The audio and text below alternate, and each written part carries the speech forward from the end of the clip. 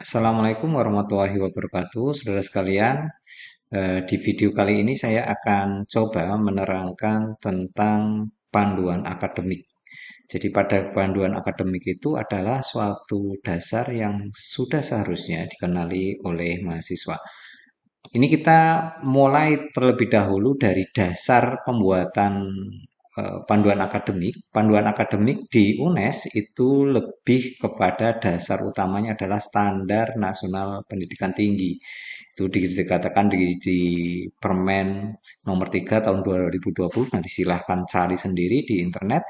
Kemudian di mana kita bisa mendapatkannya? Sebetulnya ini sudah kita sosialisasikan secara masif di seluruh akun pengguna Sikadu. Jadi kalau misalkan Anda buka Sikadu, di situ ada tulisan panduan akademik, di situ tinggal diklik saja, maka di situ sudah ada panduan akademik terupdate. Di mana panduan akademik ini harus sudah Anda kenali karena di situ ada hak dan tanggung jawab Anda. Sebetulnya saya tidak akan fokus kepada itu, tetapi paling tidak apa-apa yang harus diwaspadai sehingga nantinya Anda tidak terkendala administrasi terutama nanti menjelang kelulusan Anda sebagai seorang sarjana. Video ini akan lebih fokus kepada pelaksanaan perkuliahan bagi S1, kemudian untuk S2 maupun S3 nanti bisa menyesuaikan.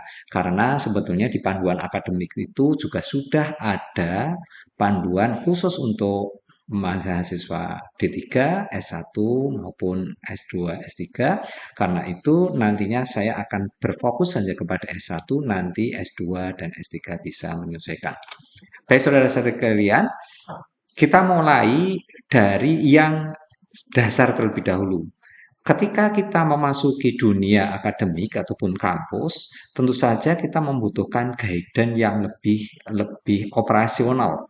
Kalau misalkan taruhlah di buku panduan itu kurang jelas, maka siapa yang harus kita hubungi? Maka yang patut kita hubungi adalah dosen wali. Dosen wali ini sangat penting bagi Anda karena dosen wali inilah yang nantinya mendampingi Anda mulai dari Anda masuk sampai keluar. Bahkan nantinya ketika Anda mau ujian skripsi, maka harus ada penanda dari dosen wali yang akan menjamin kelulusan Anda salah satunya. Jadi dosen wali ini sangat penting baik itu untuk konsultasi akademik maupun mungkin saja dari konsultasi problem hidup Anda. Misalkan, Pak, saya terhambat karena studi, karena tidak punya pacar atau bagaimana, silahkan laporkan kepada dosen wali Anda. Tentunya akan menjadi mungkin akan menjadi referensi bagaimana Anda menyelesaikan solusi dari permasalahan Anda. Kemudian ketemunya kapan? Paling tidak Anda harus mempunyai kontak person beliau yang nantinya tentu saja bisa Anda dapatkan pada waktu perwalian. Karena itu perwalian harusnya ya lebih apa namanya kepada hal yang sifatnya langsung seperti itu ya. Kemudian mereka ataupun dosen wali Anda itu adalah dosen-dosen yang paling dekat dengan diri Anda. Kemudian Anda bisa bercerita apa saja tentang kehidupan Anda, tentang kehidupan ekonomi Anda yang nantinya terkait dengan pelaksanaan perkuliahan. Ini tentang dosen wali. Kemudian memang di video ini saya karena cepat gitu saja, hanya pengenalan saja. Nanti Anda pingin yang lebih rinci lagi, silahkan buka panduan akademiknya. Kemudian yang kedua yang juga penting adalah masalah SKS minimal. SKS minimal ini kalau kita melihat dari SNDikti yang sudah diturunkan pula kepada panduan akademik, maka bagi S1 di sini, S1 itu ataupun diploma 4 itu minimal SKS-nya 144 dengan masa studi 7 tahun paling lama.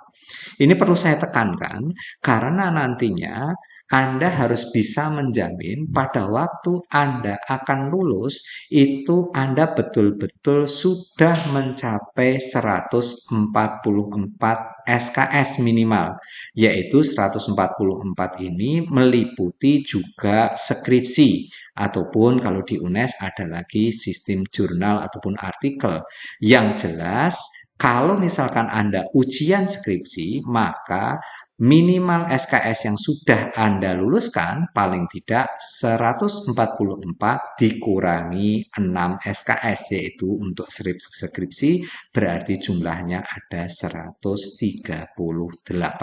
Ini harus diketahui karena ada beberapa kasus mahasiswa sudah dinyatakan lulus tapi ternyata jumlah SKS-nya kurang, maka itu tidak bisa diluluskan. Kenapa? Karena memang jumlahnya masih kurang dan tidak memenuhi standar dari secara nasional.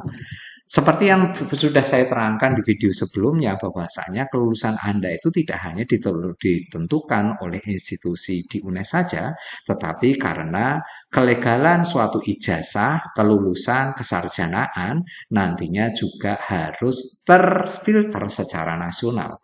Ya, seperti video saya sebelumnya, ada sekitar 4.500-an universitas di Indonesia dan ada sekitar 9 ribuan mahasiswa di Indonesia, sehingga harus betul-betul difilter siapa yang layak mendapat sarjana. Kemudian berikutnya masalah pengambilan KRS. Pengambilan KRS ini perlu diperhatikan juga karena nantinya dari jumlah SKS itu kita harus menyikapi, karena ini termasuk suatu syarat dari pengambilan PIN ataupun penomoran ijazah nasional yang nanti diterbitkan secara nasional.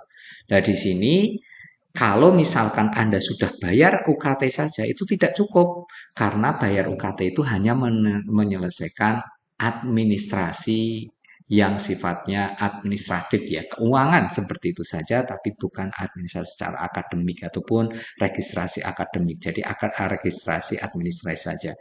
Kemudian jumlah SKS yang ditempuh nantinya ketika Anda bisa mengambil dinyatakan layak mendapatkan ijazah, kalau untuk reguler itu maksimal 24 SKS dan untuk semester antara 9 SKS. Jadi jangan bangga kalau misalkan nanti di semester antara saya bisa mengambil 12 kok Pak. Itu malahan justru pelanggaran dan tidak akan mendapatkan ijazah nantinya.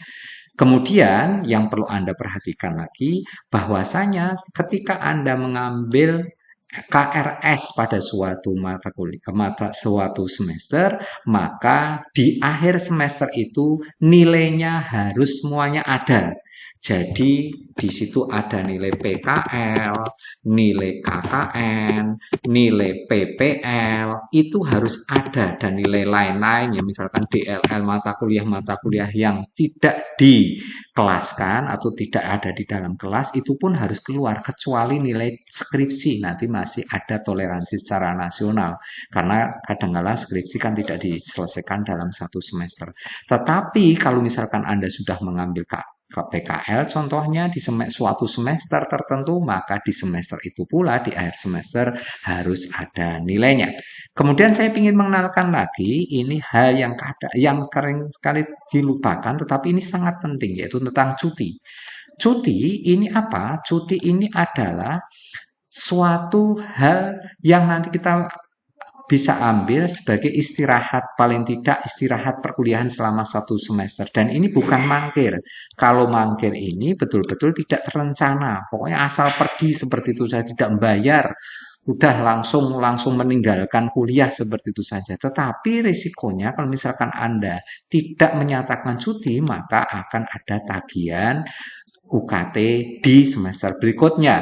Demikian pula untuk masa studi masih terhitung non aktif atau tidak aktif, sehingga dapat dikatakan Anda mangkir juga tidak bisa lulus pada waktu itu. Jangan berharap kalau misalkan Anda tidak bayar UKT kemudian mau lulus, tentu saja tidak akan bisa lulus. Tapi ini bedanya apa? Ini memang ada persamaannya dengan cuti. Cuti pun tidak bisa lulus ketika cuti, tetapi dia masih tercatat sebagai mahasiswa. Jadi saya akan kembali untuk menerangkan yang cuti, dia istirahat selama satu semester, kemudian tercatat sebagai mahasiswa aktif, kemudian tidak dapat memfasilitasi fasilitas mahasiswa, juga tidak dapat kuliah, jelas tidak dapat bimbingan internet, kemudian juga tidak dapat lulus. Nah, Nanti internet ini masih tanda tanya apakah UNES masih mentoleransi atau tidak. Kemudian untungnya cuti apa? Tidak dihitung secara studi, masa studi. Sehingga apa? Anda bisa mengambil selama 3 semester, tapi tidak berturut-turut. Kalau berturut-turut hanya 2 semester, dan ini mulai semester 3. Ini maksimal penjumlahannya adalah 2 kali berturut-turut atau 3 kali berturut-turut. Prosedur pengajuannya mulai dari dosen wali, kemudian by system, kemudian bayar 50.000, nanti Anda akan mendapatkan hak untuk cuti. Tentu saja ini dilakukan kapan? Dilakukan di awal semester. Kemudian ini menjadi solusi terbaik jika Anda mengalami kesulitan ekonomi, mencari pengalaman kerja, maupun Anda menyatakan sakit dan sebagainya, bisa lulus itu. Kemudian bagaimana? Kalau misalkan saya untuk lulus itu sebetulnya bagaimana syaratnya untuk dikatakan bisa lulus itu, kalau misalkan Anda sudah dalam status aktif, jadi harus mahasiswa status aktif, kemudian skripsi pun harus diambil, sehingga setiap semester bagi Anda yang sudah pernah menempuh skripsi, maka skripsi itu harus dimasukkan ke dalam KRS Anda. Kemudian IPK minimal lebih dari 2. Nanti kalau semuanya persyaratan-persyaratan itu sudah Anda melengkapi semuanya, termasuk di dalamnya bahasa Inggris gitu ya, bahasa Inggris, kemudian plagiasi, cek plagiasi, dan sebagainya, nanti Anda akan terakhirnya mendapatkan PIN ataupun penomoran ijazah nasional. Ketika PIN ini sudah lolos, maka Anda akan siap diluluskan, Anda siap untuk ujian, kemudian nanti Anda akan menjadikan seorang sarjana yang penuh diakui oleh negara dan legal. Terima kasih, semoga bermanfaat. Wassalamualaikum warahmatullahi wabarakatuh.